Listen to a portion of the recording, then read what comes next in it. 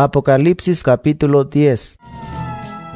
Sok lakil kotel ta chuchan yan chul abad te bayal jipe. Potsoltel ta tokal sok ay arco iris hoyol tas hol. Te sit yelav shlememet nash shohobil hiç bitil te kale. Te yakane hiçilel te bitil mukul oy. Te tsah shohanash skale. Samo taskab chimbal bilhun te slechohe.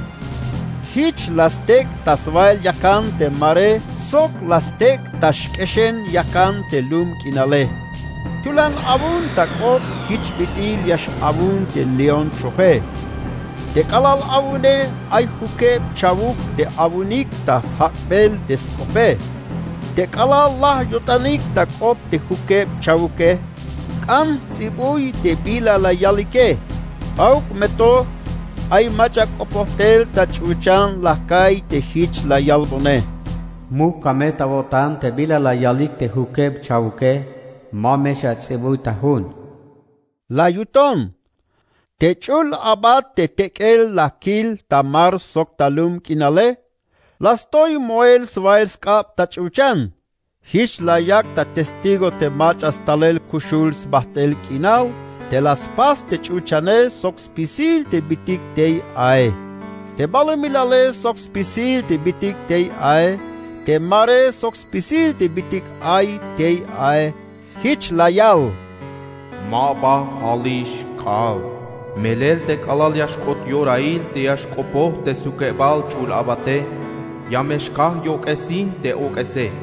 Te ikotish ta pasel at te bilamuken ay ta yotan Dios. Te la yalbe ya yik te abatetik yune. Habi ha te alvanehetik yune. Shi la kai. Te macha kopotel ta chuchan la kaye. Las koponon shan. Hich la yalbon. Pan saka te chin balbil hun te hamals lecho taskap te chulaba te tekel tamar sok talum kinale. La yuton. Hich nopzahon tabay te chul abate. Lahkambey te yakuk yakbon te chin hune. Te chul abate hich la yalbon. Ila bika koe. Te ave chi yay hich bitil chiil te chabe. Yan te achukte yash chaub yu unstukel.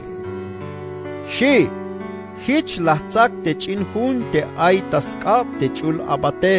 Sok lahbi koel. Te ke chi layay hich bitil chiil te chabe. Yan te kalal lahish ta bikel kun ae. Chaub ta chut la kai. Hich la yalbon shan.